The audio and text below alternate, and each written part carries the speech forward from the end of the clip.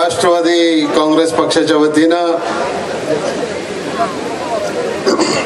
आणि राष्ट्रवादी काँग्रेसच्या मित्र पक्ष काँग्रेस आणि बाकीच्या पक्षांच्या वतीनं आयोजित केलेल्या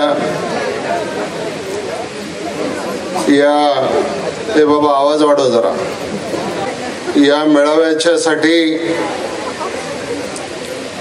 आणि त्याचबरोबर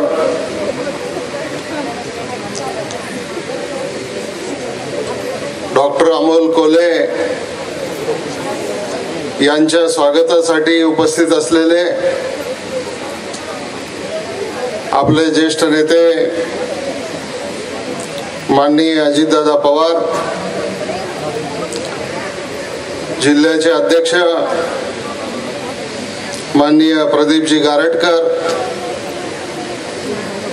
वेगनर कारखान्याचे चेअरमन सत्यशीलजी शेरकर, माजी आमदार दिलीपराव ढमढेरे, आपले युवा नेते अतुल शेठ बेनके,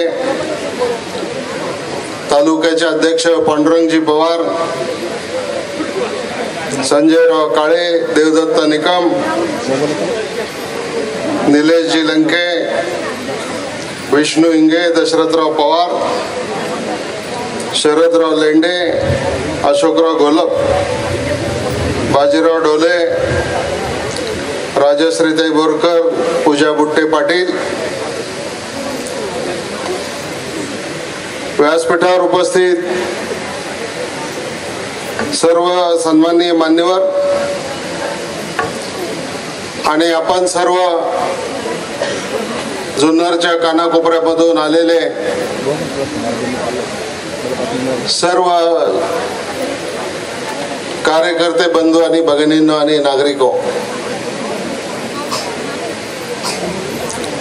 आज काँग्रेस आणि राष्ट्रवादी पक्षाच्या वतीनं या स्वागत सोहळ्याचं आयोजन केलेलं आहे आणि त्याचं कारण आपल्याच भूमीतले सुपुत्र डॉक्टर अमोल कोल्हे यांनी देशामध्ये जातीवादी शक्तींच्या विरोधामध्ये उभं राहण्याचा निर्णय घेतला आणि राष्ट्रवादी काँग्रेसमध्ये प्रवेश केला. त्यांचे विचार आता आपण या ठिकाणी ऐकलेले आहेत. अमोलजी, मी तुमचं मनापासून स्वागत करतो, अभिनंदन करतो आणि तुम्हाला या पुढच्या भविष्य काळामध्ये समाजाच्या हिताचं बरंच मोठं काम तरुणांच्या मध्ये जाऊन, ज्येष्ठांच्या मध्ये जाऊन, शेतकऱ्यांच्या मध्ये जाऊन, कामगारांच्या मध्ये जाऊन करून दाखवायचं ही अपेक्षा करतो. निवडणुका आल्यात, महिन्या 2 महिन्याने लोकसभेची निवडणूक होणार आहे, 6 महिन्याने विधानसभेची निवडणूक होणार आहे.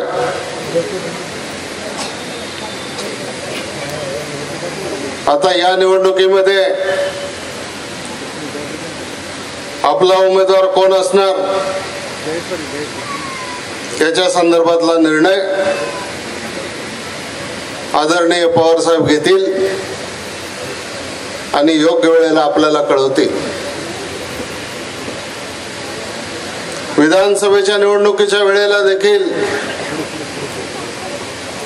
असंच आपल्याला करावं लागेल. पण आज आपण सगळ्यांनी एक गोष्ट लक्षामध्ये ठेवली पाहिजे की देशामधलं हे जुलमी सरकार बदलवण्यासाठी एनडीएच्या विरोधामध्ये आज एनडीए मधले सुद्धा घटक पक्ष असलेले अनेक लोक त्यांची आघाडी सोडून बाहेर पडलेले आहेत. आज आदरणीय पवार साहेबांच्या नेतृत्वाखाली देशामध्ये महाआघाडी होते. सगळ्यांनी भूमिका घेतली, नेता कोणीच नाही. ज्यांनी त्याने आपापल्या राज्यामध्ये आपल्या आपल्या शक्तीप्रमाणे त्या ठिकाणी कामगिरी करून दाखवा आणि मग भविष्य काळामध्ये नेतृत्वाचा प्रश्न आपण त्याच्यामध्ये सोडू. डॉक्टर मनमोहन सिंग साहेब ज्या वेळेला देशाचे पंतप्रधान झाले त्यावेळेला पंतप्रधान पदाचा उमेदवार जाहीर केलेला नव्हता आणि त्यावेळेला जी परिस्थिती देशाच्या समोर आली त्याच्यामध्ये आदरणीय पवार साहेबांनी पुढाकार घेतला, सोनियाजींनी पुढाकार घेतला आणि डॉक्टर मनमोहन सिंग साहेब देशाचे पंतप्रधान झाले आणि 10 वर्ष त्या ठिकाणी त्यांनी पंतप्रधान पद भूषवलं. 2014ची निवडणूक आपण पाहिली, अनेक आश्वासनं आपल्याला दिली, अनेक गोष्टी आपल्याला सांगितल्या, पण आज सगळ्यांचा आपला भ्रमनिरास झालेला आहे. आज प्रत्येक जण अडचणीमध्ये आहे, शेतकरी अडचणीमध्ये आहे, आज उद्योग अडचणीमध्ये आहे, आज तरुण पिढी अडचणीमध्ये आहे आणि सर्वजण अडचणीमध्ये असताना हा जो भ्रमनिरास झालेला आहे हा भ्रमनिरास दूर करायचा आणि या देशामधून आजचं जे मोदी साहेबांच्या नेतृत्वाखाली एनडीएचं सरकार आहे ते सरकार आपल्याला हद्दपार करायचं. सरकार हद्दपार याच्यासाठी करायचं की एखाद्या व्यक्तीला आपला विरोध आहे म्हणून सरकार नाही हद्दपार करायचं, पण आज या देशामध्ये जाती जातीमध्ये, धर्माधर्मामध्ये, राज्यामध्ये, माणसामध्ये वाद लावून मग देवाच्या नावानं, धर्माच्या नावानं त्या ठिकाणी ही भूमिका मांडून आज या देशाला एक वेगळ्या मानसिकतेमध्ये घेऊन जाण्याचा प्रयत्न आज देशातले लोक करतायत. आणि म्हणून मी आपल्याला या निमित्तानं एवढंच सांगतो की आपल्याला सगळ्यांना एकत्रित राहायचं आहे. आपल्या मतदारसंघापुरतं बोलायचं म्हटलं तर 3 निवडणुका झाल्या, 3 निवडणुकीमध्ये आपल्याला काही यश मिळवता आलं नाही. जरूर याच्याबद्दलची नाराजी पक्षाच्या मनामध्ये आपल्याबद्दल आहे. ज्या पवार साहेबांनी आपल्या जुन्नर तालुक्यामध्ये वल्लभशेठ बेनके, दिलीप भाऊ यांच्या नेतृत्वाखाली जी 5-6 धरणं इथं बांधली, आज त्या धरणाचं पाणी मिळाल्यामुळं आज या परिसरातला आमचा शेतकरी हा समर्थ झालेला आहे, समाधानी झालेला आहे. एखाद्या वर्षी दुष्काळ येईल जाईल त्याचा सामना आपण करू, पण ही परिस्थिती आहे. आणि म्हणून आपल्याला उद्या निवडून जाणारा खासदार इथून पाठवायचा आहे. अमोल कोल्हेंनी अतिशय स्पष्ट शब्दामध्ये या ठिकाणी सांगितलं की खासदार गल्ली गल्लीत फिरलाच पाहिजे असं काही नाही.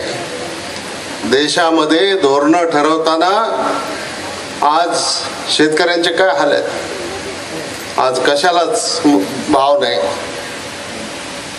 आज ऊसाची परिस्थिती तीच आहे, आज भाजीपाल्याची परिस्थिती तीच आहे, आज कडधान्याची परिस्थिती तीच आहे. आणि मग तिथं धोरण ठरवताना जर आपल्याला खासदार आपला त्या ठिकाणी नसेल तर मला आपल्याला एवढंच सांगायचंय की उद्या आपल्या परिसरामधून निवडून जाणारा खासदार दिल्लीमध्ये गेल्यानंतर मोदी साहेबांच्या बाजूने उभा राहणार आहे की मोदी साहेबांच्या विरोधामध्ये उभा राहणार आहे याचा निर्णय या निवडणुकीमध्ये आपल्याला करायचा आहे. मोदींना काय व्यक्तिगत आपलं काय त्यांचं भांडण नाही, पण जी धोरणं या देशासाठी राबवली, नोटाबंदीचं धोरण असू दे, जीएसटीचं धोरण असू दे किंवा आणखीन बाकीच्या विषयातली धोरणं असू दे, आज त्याच्यामधून या देशातले उद्योग बर्बाद व्हायला लागलेले आहेत. आज या देशामध्ये बेरोजगारीचं प्रमाण वाढायला लागलेलं आहे. आज तरुण माणसाच्या हाताला काम मिळत नाहीये. आज शेतीमध्ये सुद्धा शेतीच्या विकास वृद्धीच्या दरामध्ये त्या ठिकाणी घट झालेली आहे. ही परिस्थिती आज आपल्याला या देशामध्ये पाहायला मिळते. आणि म्हणून आपण फक्त शांत राहून काम करा. अजितदादा भाषण करणार आहेत, अजितदादा बोलतील, परंतु मला आपल्याला एवढंच सांगायचं की मग उमेदवार जुन्नरचा आहे का आणखीन कुठला आहे त्याच्या बाबतीत तो विचार तुम्ही पक्षावर सोडून द्या. तुम्ही फक्त एकच ठरवा त्याच्यामध्ये की माझ्या बूथमध्ये जी 1000 मतं आहेत त्या 1000 मतापैकी 700 मतं मला आमच्या आघाडीच्या काँग्रेस आणि राष्ट्रवादी आघाडीच्या उमेदवाराला मिळवून देण्यासाठी आजपासून काँग्रेसच्या आणि राष्ट्रवादीच्या कार्यकर्त्यांनी कामाला लागायचं आहे. ते तुम्ही कामाला लागावं एवढंच मी या ठिकाणी विनंती करतो आणि आपली रजा घेतो. जय हिंद, जय महाराष्ट्र.